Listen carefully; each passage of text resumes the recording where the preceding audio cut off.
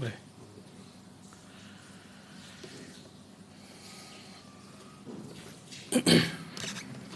Coba.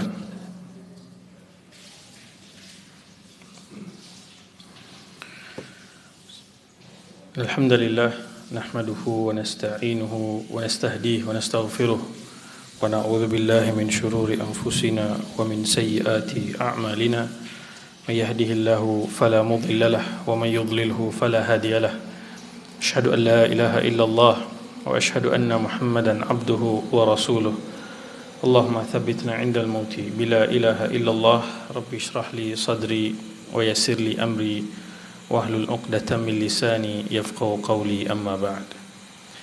Assalamualaikum warahmatullahi wabarakatuh. Alhamdulillah, segala puji dan syukur kepada Allah Subhanahu wa taala di atas limpah kurnia dan rahmat kasih sayangnya. Allah Subhanahu wa taala berikan kita kesihatan yang baik, dan terutamanya Allah berikan kita nikmat Islam dan iman. Dan hari ini kita sudah pun masuk ke satu bulan yang terakhir sebelum kita masuk ke bulan Ramadan.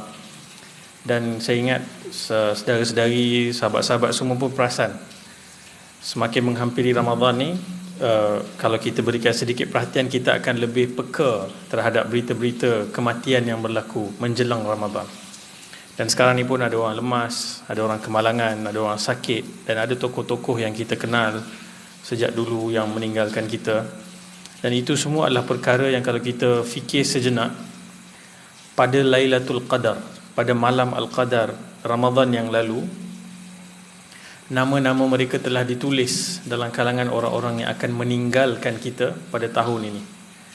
Dan kita tidak pasti apakah nama kita tertulis dalam kalangan ataupun senarai orang-orang yang akan meninggal dunia sebelum bertemu dengan Ramadan yang akan datang. Jadi kita terus mengharap dan berdoa semoga Allah Subhanahu wa taala panjangkan usia kita dalam keimanan dan ketakwaan. Dan khususnya dalam konteks hari ini, sudah kita masuk ke bulan Sya'ban. Hari ini berapa Sya'ban?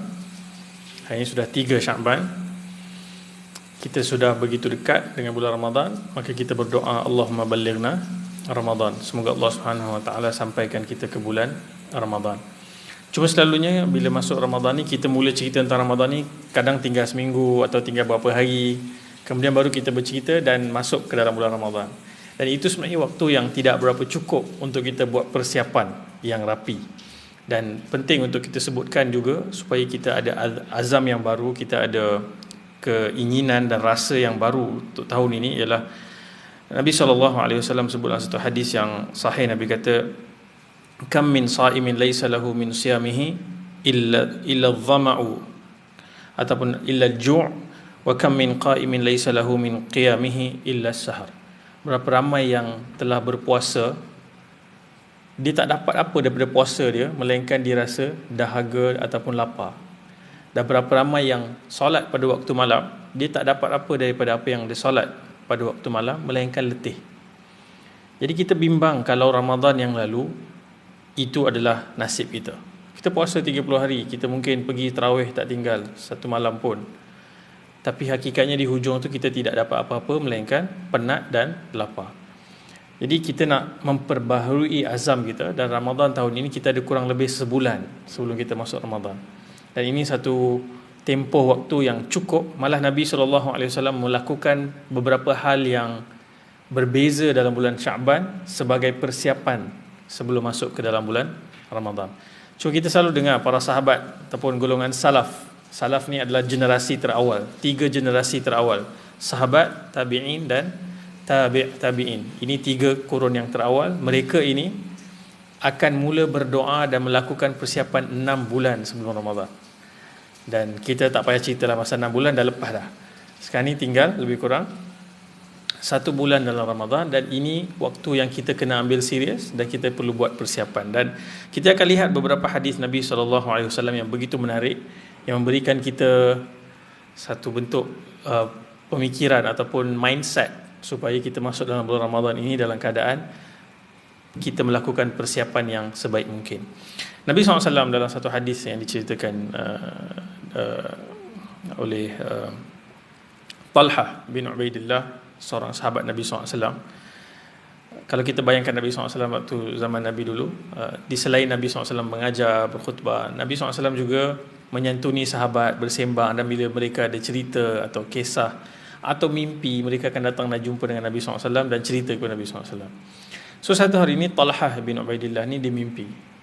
Dan sahabat ni bila dia mimpi, dan mimpi tu rare, dia pelik, dia akan datang dan cari apakah tafsiran mimpi ni. So dalam mimpi ni Talha menceritakan satu hari datang dua lelaki daripada, dalam hadis ni sebut al-Bali, min Bali, dia seorang lelaki, dua orang lelaki adik-beradik datang daripada Bali, bukan Bali Indonesia tu tentunya, tapi Bali satu tempat yang kita tak dapat pastikan di mana. Dia datang, dia masuk Islam, kemudian kedua-dua mereka sangat bersungguh-sungguh dalam mengerjakan perintah agama, sehingga kan mereka keluar berjihad. Salah seorang daripada adik-beradik ni meninggal mati syahid. Tinggal lagi seorang ni, dia hidup lagi setahun, kemudian baru dia meninggal dunia. So dalam mimpi ni Talhah sendiri berada dalam mimpi itu di depan pintu syurga, dan dia membayangkan kepada kita, dia cerita macam kita semua tengah duduk kat klinik atau hospital, kita tunggu nombor kita dipanggil kan. Kemudian kita bangun dan pergi masuk jumpa doktor. So orang menanti di depan pintu, malaikat keluar dan panggil siapa yang masuk dulu, siapa yang masuk kemudian. So Talhah sedang duduk dan dia tengok apa yang disaksikan dalam mimpi itu. Tadi kita cerita dua beradik ni siapa? Ada adiknya ataupun abangnya meninggal terlebih dahulu, setahun lebih awal. So abang dia ataupun adik dia dapat setahun lagi hidup, dan yang meninggal awal tu syahid. So Talha punya sangkaan ialah mestilah yang syahid tu akan dipanggil dan masuk dulu. So dia pun tunggu malaikat keluar, dan malaikat panggil yang hidup setahun ekstra tu, dia yang dipanggil untuk masuk dulu ke dalam syurga.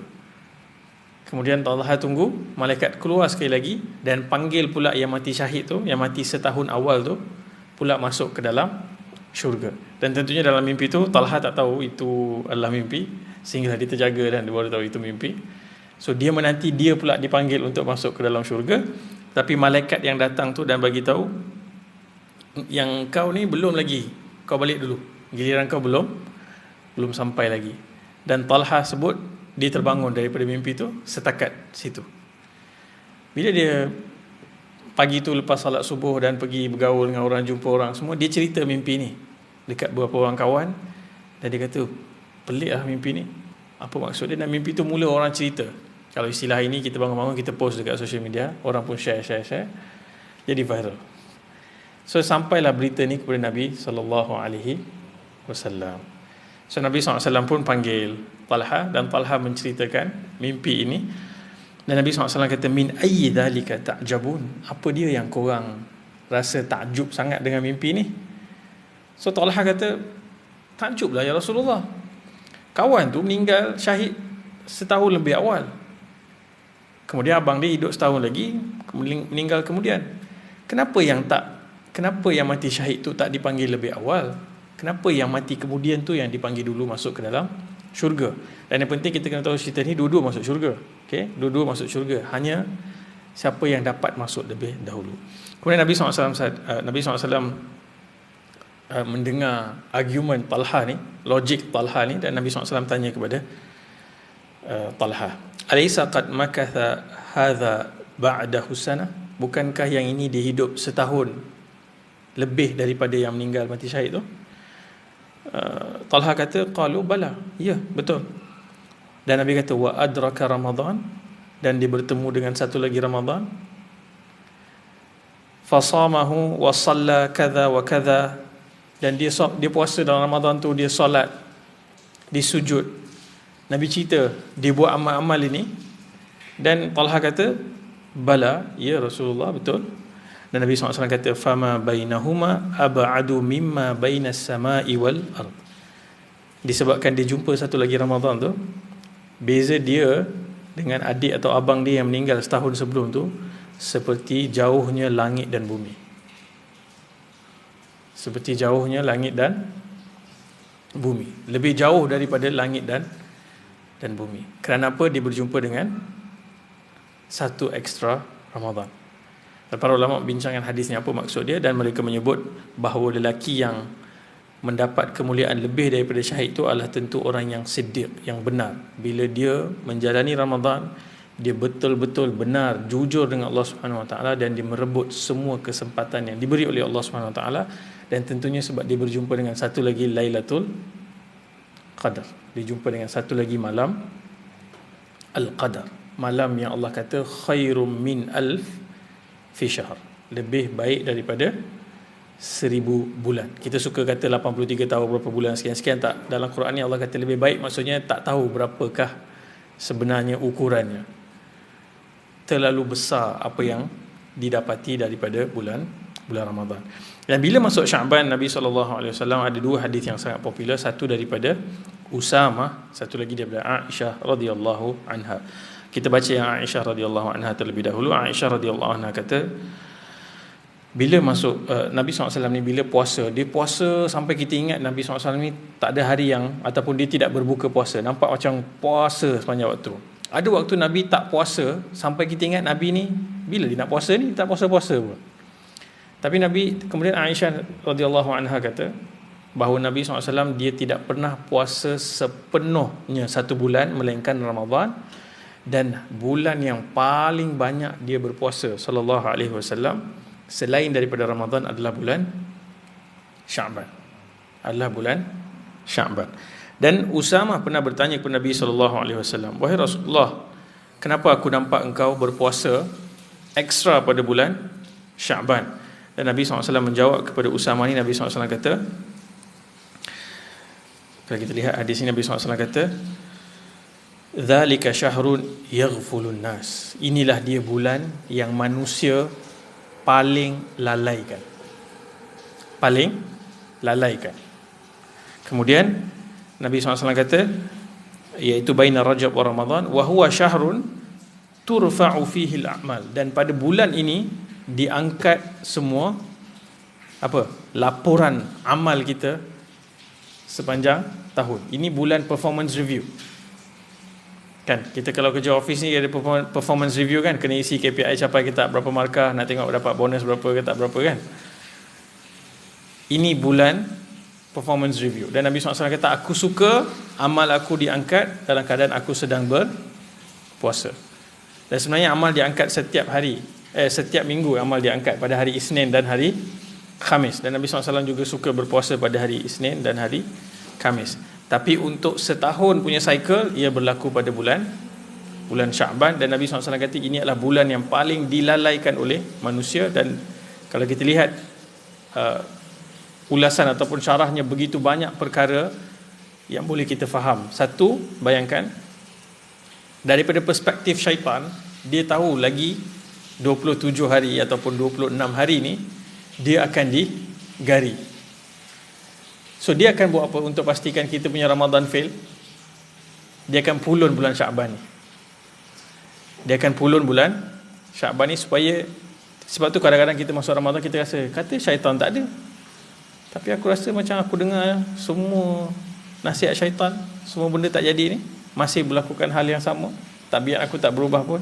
Sebab mungkin dia dah prepare dah bulan Sya'ban ni, kita boleh survive tanpa syaitan bulan Ramadan tu. So bulan Sya'ban adalah bulan kita mula buat persiapan untuk masuk ke Ramadan seperti mana kita plan Ramadan tu kita nak lalui. So kalau kita pecahkan, kalau kita lihat, nanti kita di hujung sikit kita sebut tentang beberapa besar kelebihannya kita bersiap untuk bulan ataupun kelebihan-kelebihan bulan Ramadan. Tapi kalau kita lihat Nabi SAW, antara perkara yang Nabi SAW ajarkan kita dengan berpuasa bulan Sya'ban tu supaya badan kita mula adjust. Macam kita nak lari marathon kan, banyak pertandingan kat KL kan, jalan tutup, musim-musim cuti, orang lari 40 km, 25 km kan. Adakah esok dia bangun tiba-tiba dia lari? Tak boleh. Confirm akan cramp. Itu yang selalu berlaku dalam bulan Ramadan. Bila Sya'ban tak ada persiapan, sehari, 2 hari, paling maksimum seminggu, stamina kuat. Selalunya masjid pun sampai setiap kali seminggu Ramadan tu kita akan, masjid ni kena besarkan lagi ni, kita kena buat kutipan. Masuk minggu kedua, masjid ni terlalu luas dah sebenarnya, sebab orang dah drop dah. Sebab kita tak ada stamina. Macam orang lari maraton, awal-awal tu orang yang tak training ni, dia akan lari paling laju, tapi kemudian dia stop di jalan dan dia dah tak ada momentum nak pergi dah. So untuk make sure Ramadan ni kita ada momentum, kita dah kena mula buat persiapan. Yang pertama, Nabi SAW ajarkan kepada kita bahawa Nabi SAW mula berpuasa dengan banyak dalam bulan Ramadan ni, bulan Sya'ban ni. Isnin, Khamis, hari putih pertengahan bulan Hijrah, ataupun kita tambah je, tak perlu limitkan. Sebab kalau hari Isnin dan Khamis kita dapat dalam 8 kali, ataupun dah tolak Isnin hari tu dalam 7 kali je tinggal. Tapi Nabi SAW puasa banyak dalam bulan Sya'ban ni. So kalau kita tahu kita ni orang yang bila masuk Ramadan setiap kali tu migraine sebab tak boleh minum kopi contohnya, so kita dah start prepare bulan Sya'ban ni, kita dah kurangkan, kita dah adjust kita punya diet dah. Macam mana kita nak make sure Ramadan ni kita dah boleh on speed mode. Dan Nabi SAW ataupun para sahabat juga menceritakan, ataupun golongan salaf, mereka menceritakan bahawa apabila masuk bulan Sya'ban, ramai dalam kalangan orang-orang daripada kalangan salaf ini, para ulama dan para generasi terawal ni, mereka akan mula warm up membaca Al-Quran. Ada sebahagian yang melaporkan bahawa mereka akan start cuti kerja dah bulan Sya'ban ni, tutup kedai dah bulan Sya'ban ni. Of course kita tak ada kelebihan itu, kita tak boleh beritahu bos Sya'ban dah bos, saya cuti 1 bulan, confirm takkan dapat. Tapi kalau ada orang yang dia boleh susun masa dia sendiri, dia nak tambahkan waktu dia nak bersiap untuk Ramadan, itu yang dilakukan oleh golongan salaf. Mereka dah mula banyak membaca Al-Quran di dalam bulan ini, sebab nanti masuk Ramadan mereka akan pulun. Sama juga kita, macam mana puasa tu terasa sangat susah dalam bulan Ramadan bila tak prepare, macam tu juga Quran kan. Dan saya tidaklah menyebutkan semua orang kena khatam satu hari 1 juz. Kita susun mengikut kemampuan kita. Semua orang ada tahap-tahap yang berbeza. Yang paling penting sebenarnya dalam bulan Ramadan itu, lebih daripada menghabiskan Al-Quran, adalah membina hubungan baru dengan Al-Quran dengan memahami perkara yang baru daripada sebelum ni kita tak faham. Contoh kalau Ramadan ni kita kata aku nak faham juz amma je, muqaddam tu, juz terakhir, juz 30 tu, aku nak faham setiap surah tu dalam masa 30 hari ni, aku cari kuliah, aku cari buku tafsir, aku baca hanya juz terakhir, pun sangat-sangat bagus. Sangat-sangat bagus. Tapi itu perlukan persiapan. Kalau masuk-masuk Ramadan baru nak start, memang sama juga, kita akan habis gas, tak cukup stamina untuk bergerak. So Nabi SAW dalam beberapa hal yang penting, Nabi SAW sebutkan banyak sunnah-sunnah Nabi yang kita boleh sentuh. Dan saya ingat saya susun mengikut lifestyle kita masing-masing lah. So yang pertama sekali, Nabi SAW bila sebut tentang Ramadan, Nabi SAW kata bulan Ramadan padanya dibuka pintu-pintu syurga seluas-luasnya, ditutup pintu neraka serapat-rapatnya. So itu yang pertama. Dan kemudian Nabi SAW kata sufidati syayatin, syaitan-syaitan akan digari, dihadkan akses mereka untuk menggoda manusia. So bulan Ramadan ni nak bagi bulan untuk reset, nak bagi kita retreat kan. Kita kerja office pun selalu ada retreat. Retreat tu bagi kita refresh balik, tentukan balik hala tuju, betulkan lifestyle, betulkan habit. So dalam bulan Ramadan bila Nabi SAW sebut perkara-perkara ni, kita tak boleh pisahkan daripada kehidupan. Kita ingat, oh ni Ramadan kita cerita begini, syaitan tak ada, so kita pun ingat tak perlu adjust cara kita hidup. Tak, Ramadan kalau nak dapat yang optimum, dia kena overhaul semua sekali. Tidurnya, makannya, jadualnya, semua kena overhaul. Kalau tak, kita tak akan dapat rasa optimum change. Dan selalunya kita juga berfikir Ramadan ni setakat habis Ramadan. Bila habis Ramadan, kita tak sabar nak kembali ke rutin lama. Sebab itulah setiap kali Ramadan kita hanya repeat benda yang sama. Sebab setiap Ramadan ke satu Ramadan tidak ada improvement. Bar tu tidak naik, tak ada improvement. So kita start dengan first kali Nabi SAW sebut tentang sahur. Nabi SAW kata yang membezakan kita berpuasa dengan ahli kitab ialah kita bangun makan sahur. So kalau kita sebut makan sahur ni sebelum azan subuh. Maksudnya kita kena bangun sangat awal. Sekarang ni subuh lambat sikit kan, tapi still kita kena bangun awal. Untuk bangun awal, ada orang kata, Ustaz, saya iman saya lemah lah, saya tak boleh bangun subuh. Tidur pukul apa? Pukul 2. Itu bukan iman lemah, itu badan lemah. It doesn't make sense. tak logik langsung untuk kita berfikir seolah-olah badan kita tu boleh je bangun kalau iman kita kuat. No, kena dapatkan tidur yang cukup. So bermula, first thing first adalah kita kena fix tidur kita. Tuan-tuan tahu kita selain ada epidemik coronavirus COVID-19 ni, kita juga ada banyak epidemik lain, termasuk epidemik tak cukup tidur satu dunia sekarang ni. Orang tidur terlalu singkat, banyak distraction, banyak sangat tengok benda waktu malam, tak boleh tidur terganggu, dan menyebabkan budak-budak di sekolah ada macam-macam masalah emosi sebab dia sebenarnya tak cukup tidur. Dan kita juga ada macam-macam masalah di tempat kerja, performance kita punya fokus sebab kita tak cukup tidur. So nak fix Ramadan ni, nak tunggu Ramadan lagi sebulan ni, kita dah kena start fix sekarang dah. So sunnah Nabi SAW apa bila sebut tentang tidur, ada dua hadis yang sangat penting. Nabi SAW, Aisyah pernah ditanya oleh sahabat tentang macam mana Rasulullah SAW tidur. Aisyah radhiyallahu anha kata, Nabi SAW orangnya yang bila tidur dia sangat tidur awal. Habis Isyak, Nabi SAW tidur awal, dan dia akan bangun awal pagi sepertiga akhir daripada malam, dan Nabi SAW akan solat, dan Nabi akan tidur balik tunggu azan subuh.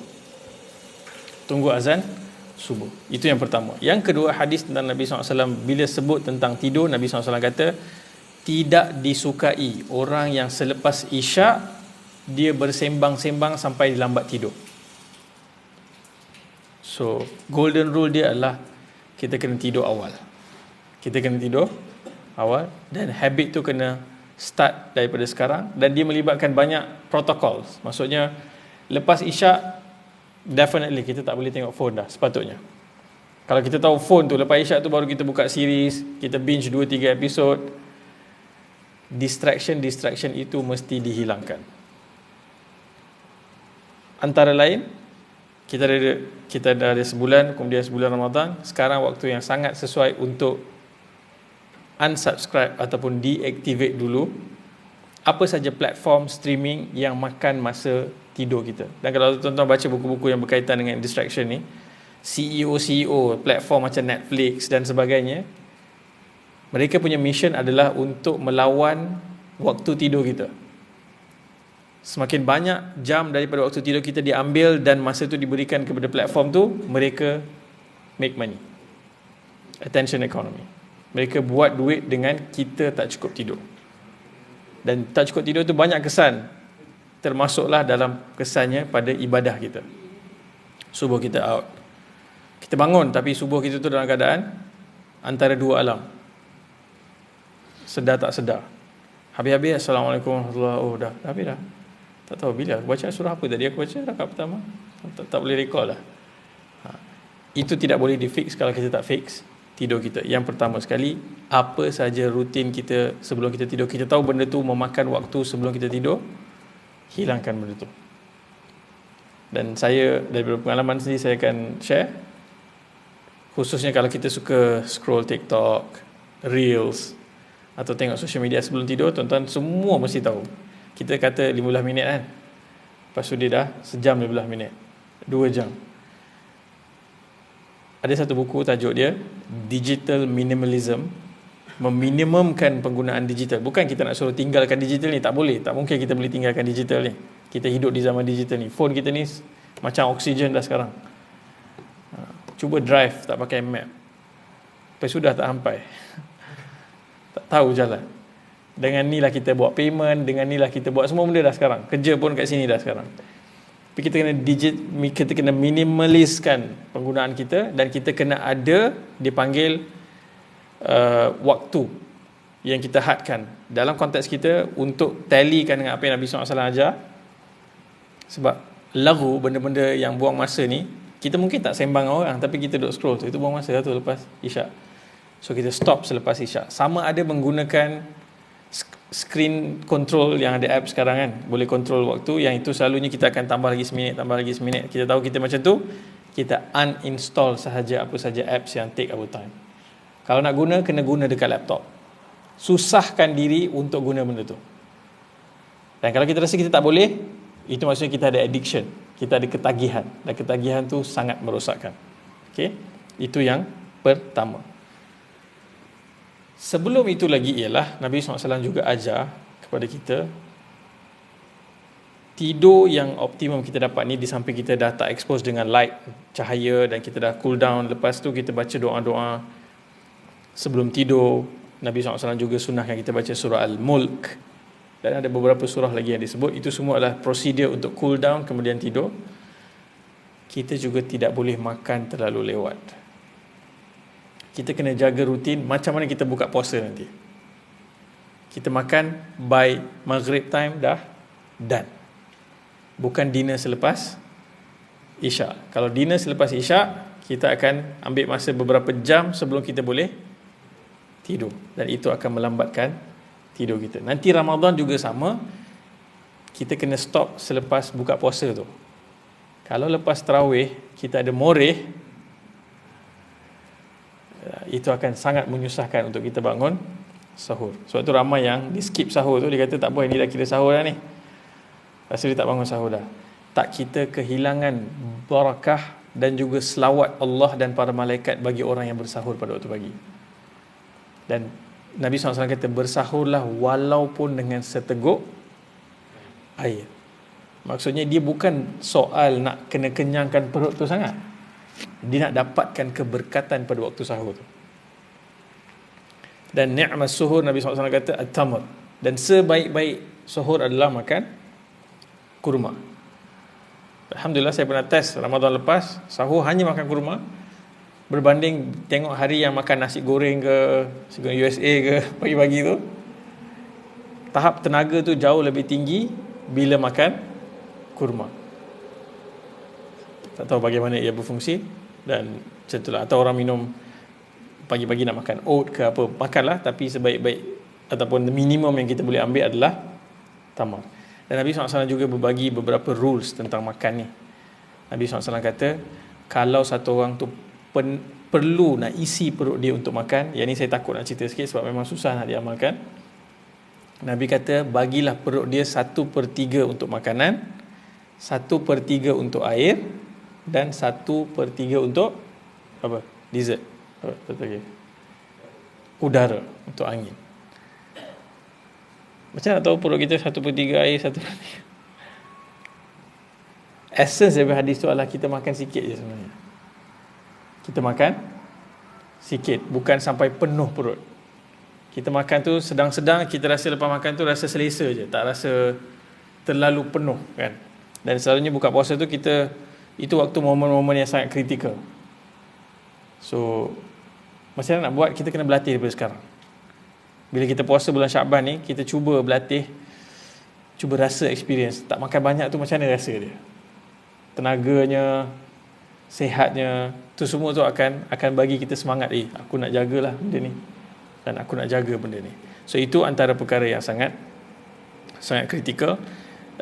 Elakkan makan lewat malam, dan elakkan juga makan apa saja yang kita faham makanan yang tak sihat lah. Okay? Dan Ramadan kita nanti, kita akan banyak, selalu kita akan sebut Ramadan ni kita nak rasa kemiskinan ataupun orang susah dia macam mana. Tapi kalau kita perhatikan makanan Ramadan kita jauh lebih mewah daripada bulan lain, dan lebih banyak daripada bulan lain. Kita belanja untuk makan pun jauh lebih tinggi bajetnya daripada bulan lain. So dari sudut semangatnya tu, rasa tak kesusahan orang miskin? Rasa tak lapar tu? Rasa sekejap lah, tengah hari tu lapar sikit kot. Tapi qadaknya tu, waktu buka puasa tu, membatalkan balik semua kebaikan yang kita cuba dapat daripada berpuasa. So kita kena buat latihan, disiplin. Sebab Ramadan ni sebenarnya latihan apa? Latihan mengawal diri. Allah SWT bagi kita semua nafsu. Agama kita bukan agama yang mematikan nafsu. Agama kita adalah agama yang mengajar mengawal nafsu. So tu ada agama tertentu yang dia matikan nafsu, dia sebenarnya praktikly tak boleh hidup macam manusia yang normal, dan kemudian dia akan buat benda-benda salah yang merosakkan balik semangat keberagamaan tu. So agama kita datang untuk mengawal, bukan untuk mematikan. Okay. Itu yang pertama. Itu yang tentang makanan.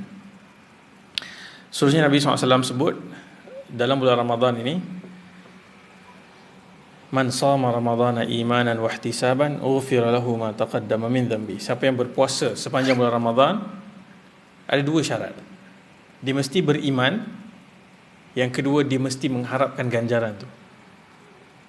Dia beriman, dia mengharapkan ganjaran. Siapa yang berpuasa sepanjang bulan Ramadan ni, dia akan diampunkan semua dosanya yang terdahulu. Yang kedua, man qama ramadhana imanan wa ihtisaban ghufira lahu ma taqaddama min dhanbi. Siapa yang menghidupkan malam, solat, berdiri solat pada waktu Ramadan, dia akan diampunkan semua dosanya yang terdahulu. Dan yang terakhir, man qama lailatul qadri.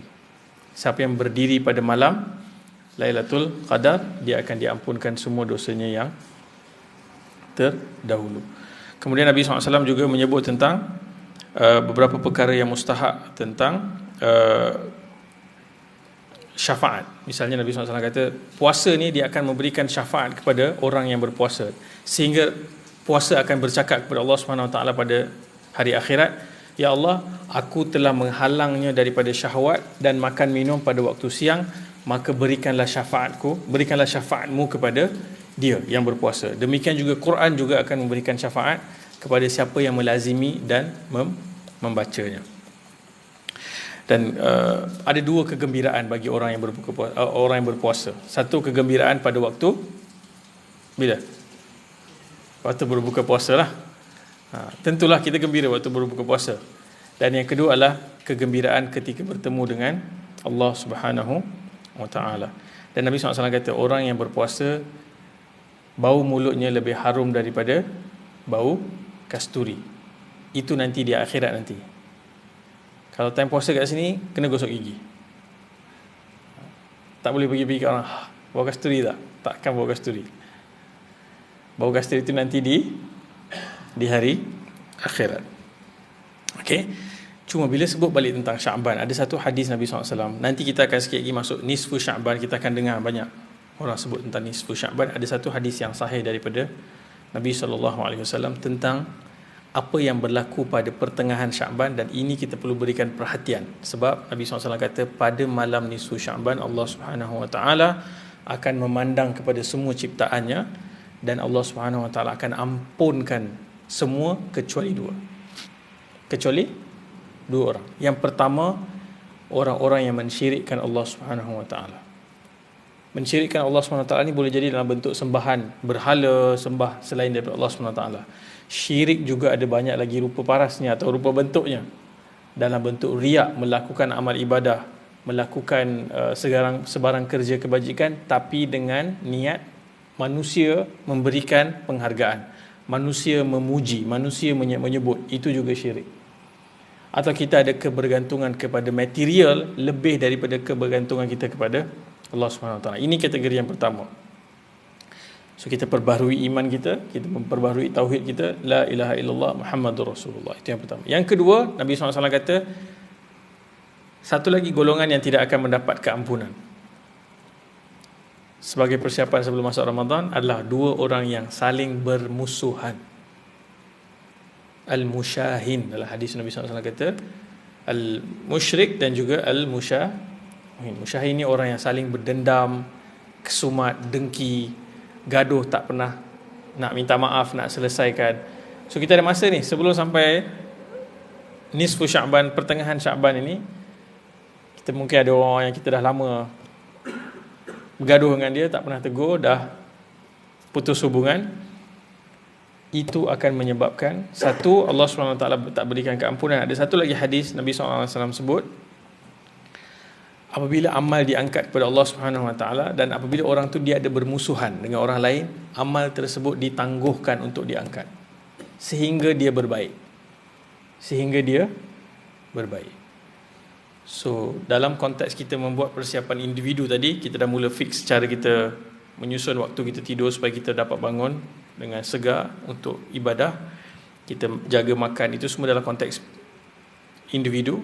Kita ada juga benda-benda yang kita kena jaga dalam konteks community, dalam konteks kita kawan sekerja, jiran, tetangga, saudara mara. Apa saja polemik dan konflik yang belum diselesaikan, kita perlu selesaikan sebelum nisfu Sya'ban. Maksudnya selepas pertengahan Sya'ban, 2 minggu menuju Ramadan, kita dah clear, kita dah ready untuk masuk ke pentas Ramadan. InsyaAllah Allah SWT sampaikan kita kepada Ramadan. Dan ada lagi beberapa perkara yang menyebabkan Ramadan kita tersia-sia atau terbazir. Tadi kita buka mukadimah tadi, kita mengenang berapa banyak kita yang telah berpuasa berapa tahun kita dah masuk Ramadan. Boleh jadi kita hanya dapat lapar dan kita dapat penat sebab kita tidak berpuasa sebagaimana yang Allah SWT kehendaki. Dan Nabi SAW sebut dalam hadis ini diriwayatkan oleh Al-Bukhari, man lam yada' qaul az-zur, siapa yang dalam bulan Ramadan ini tak meninggalkan perkataan-perkataan yang kotor, yang sia-sia, wal amala bihi falaysa lillahi hajatun fi an yada'a ta'amahu wa syarabahu. Allah SWT tidak berkehendak kepada dia meninggalkan makanannya dan meninggalkan minumnya. So kalau kita ada culture atau kita ada habit, kita suka bila bercakap tu banyak mencarut, dia dah terbiasa dah, kan? Bukan kita kalau kita budak-budak sekolah sekarang ni pun, kalau pergi taman permainan, kita sembang, kita tengah main dengan anak, kita boleh dengar dia orang ni semua desing telinga dengar kataan-kataan tu. Tapi kadang-kadang kita tak sedar, dia belajar daripada siapa? Dia belajar daripada melihat kepada orang-orang dewasa yang ada dalam kalangan dia. So kita ni juga kadang-kadang kita terbiasa dalam WhatsApp-nya, kadang-kadang sambil sembangnya, atau kita ni jenis netizen yang dari neraka. Dia ingat orang tak kenal ataupun dia pakai fake account, kerja dia maki hamun je dekat social media. Ni semua kriteria orang-orang yang Allah tidak berhajatkan kepada puasa dia, kepada apa saja benda yang dia buat dalam Ramadan tu. So ini bukan kita nak cerita tu, kita nak fikir siapa orang yang buat benda ni. Kita kena fikir, kita adakah tergolong dalam kalangan yang buat benda ni. So kalau kita tahu bahasa kita bahasa yang kotor, kita banyak cakap lucah, kita banyak mencarut, kita kena stop sekarang. Kita kena belajar untuk menahan lidah kita daripada menyebut perkara-perkara ini, dan juga melakukan perkara-perkara yang juga bersifat kotor. Kemudian Nabi SAW kata,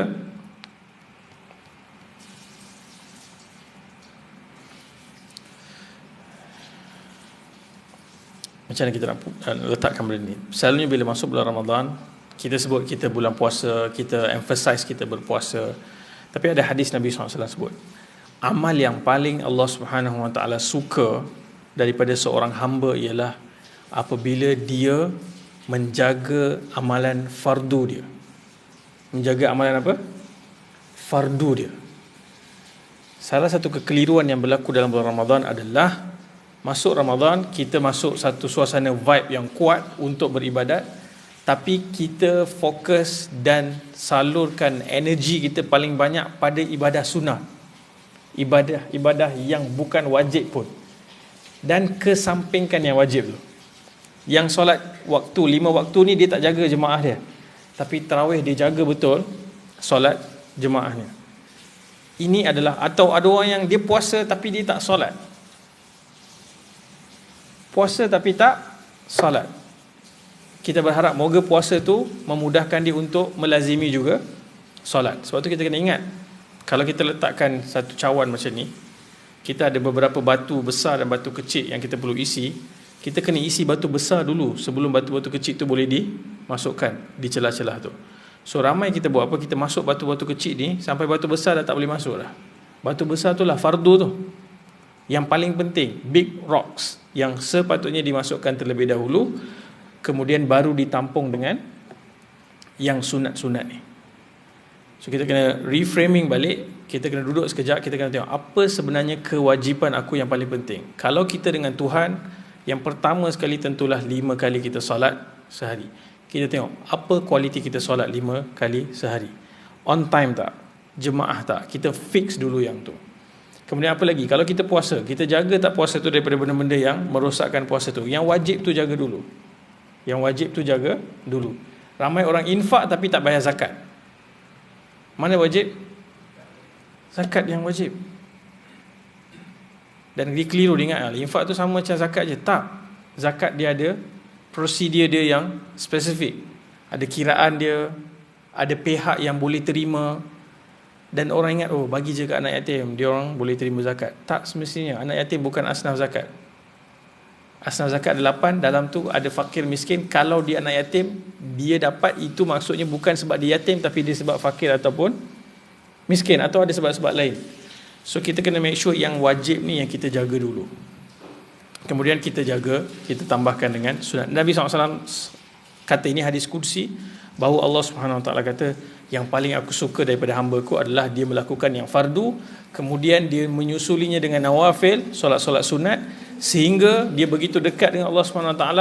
Apabila dia melihat, Allah melihat.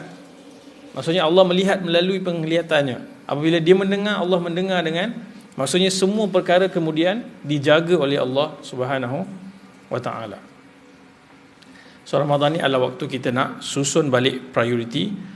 Dan kita juga belajar daripada Nabi SAW. Nabi SAW kata dalam hadis ini, hadis yang diriwayatkan Abu Hurairah, hadis ni daripada Tirmizi, hasan tarafnya, min husnil islamil mar'i tarkuhu ma la ya'ni. Daripada kemuliaan, kegemilangan karakter seorang mukmin itu adalah dia meninggalkan apa yang tidak berkenaan dengan diri dia. Kalau kita nak mudahkan cerita ni, dalam hidup kita ni ada dua perkara yang kita kena pandai bezakan. Ada satu bulatan nama dia circle of influence. Perkara yang kita dipertanggungjawabkan dan kita kena melakukan sesuatu, dan bila kita lakukan sesuatu ada kesan pada benda tersebut. Itu influence. Ada satu lagi perkara adalah circle of concern. Kita concern lah pasal benda tu. Tapi ramai orang buat silap apa? Dia habiskan tenaga, masa dan juga fokus dia pada benda-benda yang ada dalam circle of concern. Pagi sampai malam sembang pasal politik. Pagi sampai malam sembang pasal hiburan. Pasal masalah dunia, masalah ini, masalah itu, masalah ni. Bukan dalam benda yang dia boleh buat apa pun. Dia hanya boleh sembang.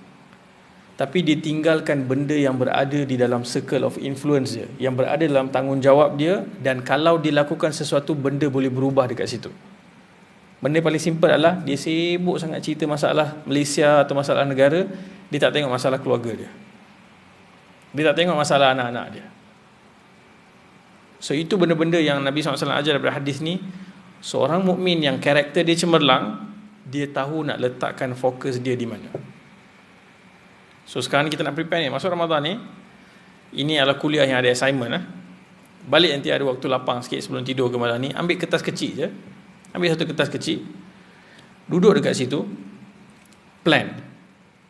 Apakah yang kita nak buat perubahan dengan datangnya Syaban dan Ramadan ini, yang mana perubahan ini kita nak sambung dia terus selepas Ramadan. Bukan hanya untuk Ramadan.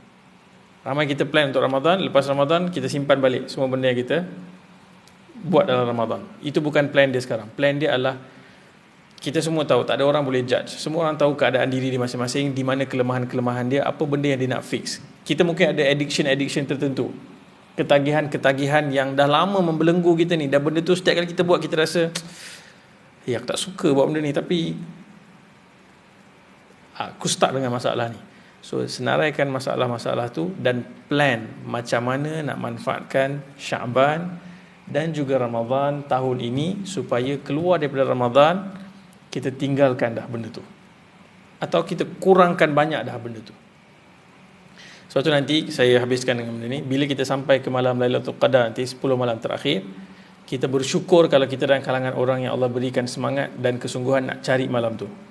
Sebab ramai orang akan masuk 10 malam terakhir, dia dah switch mode dah. Ramadan dan kita dah masuk mood raya. So dia dah tak concern dah pasal Lailatul Qadar ke apa. Semoga Allah SWT tak golongkan kita dalam kalangan yang macam tu. Yang kedua, kita suka bila malam Lailatul Qadar kita nak cari pokok mana yang sujud, matahari terbit nampak macam mana kan. Okeylah, bolehlah carilah tanda-tanda tu. Tapi itu bukan measurement, cara ukur yang betul kita nak tahu kita dapat ke tak malam Lailatul Qadar. Nak tahu betul, yang pertama ni, tanya pada hati kita bagaimana perasaan kita dengan Allah SWT sekarang. Kalau dia lebih takut dengan Allah SWT, dia lebih cinta kepada Allah SWT, dia lebih sedar, dan setiap kali nak buat sesuatu dia teringat Allah SWT, aku patut ke tulis benda ni, aku patut ke cakap benda ni, Allah suka ke tak suka, aku patut ke pakai pakaian macam ni. Itu tanyanya di Ramadan, dia mula working, diterima. Lailatul Qadar dia berfungsi, dia dapat something. Hati dia, di manakah perasaan dia. Even sekarang pun kita boleh tanya, kita ada rasa genuine, excitement tak nak datang Ramadan ni? Kalau belum, kita work on it. Kita bekerja sekarang untuk mendatangkan rasa excitement tu. Nanti bila dah dekat nak habis Ramadan, kita tanya lagi, rasa sedih ke, rasa tak sabar nak habis Ramadan ni? Itu semua tanda-tanda bagaimana kita boleh tahu hati kita ni melalui proses Ramadan ni, dia jadi apa. Itu yang pertama, perasaan, emosi. Yang kedua, amal. Amal kita lebih baik ke, amal kita sama ke, amal kita sebenarnya makin kurang. So nampaklah pokok sujud sampai masuk dalam tanah pun, tapi lepas tu amal dia tak ada apa-apa berubah. Dia tak improve apa benda pun dalam hidup dia. Sekadar rutin yang sama, same old, same person.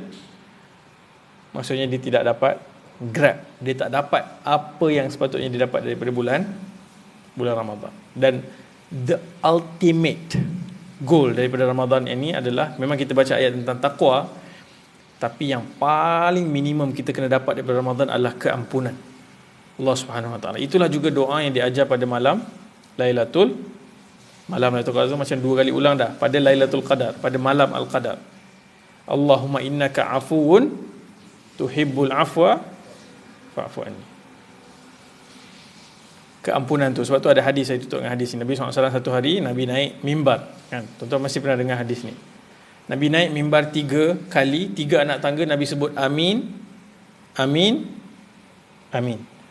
Para sahabat tak pernah nampak Nabi buat macam tu. Habis solat, para sahabat tanya dekat Nabi SAW, wahai Rasulullah, kami nampak tadi kamu sebut amin, amin, amin. Apa maksud dia? So, Nabi SAW kata, Jibril alaihi salam datang kepada aku, penghulu segala malaikat, datang kepada penghulu segala rasul, dan berdoa. Siapa yang masih ada ibu dan ayah dia yang sudah tua, tetapi dia tidak mendapatkan syurga dengan berbakti kepada mereka, hancurlah mereka ini, musnahlah mereka ini. Wahai Rasulullah, sebutkan amin. Nabi kata amin. Siapa yang masih ada ibu dan ayah, ini satu ancaman yang berat sebenarnya. Semoga kita dibantu oleh Allah SWT. Yang kedua, siapa yang mendengar nama Nabi SAW disebut dan dia tidak berselawat ke atas Nabi SAW, hancurlah dia. Wahai Rasulullah, sebutkan amin. Dan yang ketiga, Jibril doa, siapa yang masuk ke dalam bulan Ramadan tetapi dia tidak mendapatkan keampunan dalam bulan Ramadan,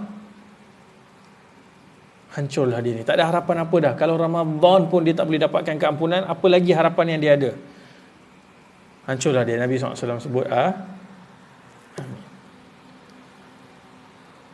So the bare minimum, kita masuk ni, kita kena make sure kita melakukan semua yang kita mampu, yang ada dalam kudrat kita, untuk mendapatkan keampunan Allah Subhanahu Wa Taala. Dan kalau kita faham sikit tentang keampunan ni, dia bukan sekadar beristighfar, tapi melakukan semua yang ada dalam upaya kita untuk berhenti melakukan dosa tersebut. Tidak bermakna kita akan jadi perfect. Kita tak akan jadi perfect. Kita akan jatuh lagi, tergelincir lagi, tersilap lagi. Setiap kali itu kita kembali bertaubat kepada Allah Subhanahu Wa Taala. Kullu ibn Adam khata'. Semua anak Adam by design dia akan buat salah. Khata' tu dalam bahasa Arab tu berulang-ulang kali dia akan buat silap. Dan yang terbaik daripada kalangan yang berulang-ulang kali buat silap tu adalah khairul khatta'ina tawwabun, yang berulang-ulang kali bertaubat kepada Allah Subhanahu Wa Taala. Jadi kesimpulannya, kita sudah berada dalam bulan Syaban. Allah Subhanahu Wa Taala rahmati kita dengan usia, dengan rezeki, dengan kudrat, kesihatan yang baik, keamanan. Kita ada keamanan yang orang lain cemburui di banyak tempat, disebabkan perang, disebabkan pergolakan. Alhamdulillah kita dalam suasana yang aman dan agama dapat dikerjakan dengan begitu baik. Alhamdulillah. So manfaatkan peluang Syaban ini untuk kita mula buat persiapan. Kita dah mula jaga tingkah laku kita, perbanyakkan berpuasa, kita mula berjinak-jinak memperbanyakkan membaca Al-Quran, kita mula menyusun waktu supaya kita tidur dan bangun friendly dengan waktu kita beribadah, subuhnya, isyaknya. Dan minimum Nabi SAW kata, siapa yang solat isyak berjemaah, seolah-olah dia dapat separuh malam, solat sepanjang separuh malam. Siapa yang kemudian solat subuh berjemaah, dia akan dapat pahala seolah-olah dia telah solat sepanjang malam. So kita make sure kita jaga yang ni dulu, subuh jemaah dan isyak berjemaah. Kemudian kita build up on that, dan kita fokus pada fardu tu. Sekarang ni waktu kita bina muscles kita, otot-otot kita, supaya nanti masuk Ramadan kita dah ready to go, dan kita boleh tahan sampai hujung Ramadan tu dengan semangat yang kuat, stamina yang cukup. Dan semoga Allah SWT tuliskan nama-nama kita dalam kalangan orang yang bertemu dengan Ramadan. Kemudian Allah SWT berikan kita keampunan yang penuh. Allah SWT berikan kita semua perkara yang baik di dunia dan di akhirat.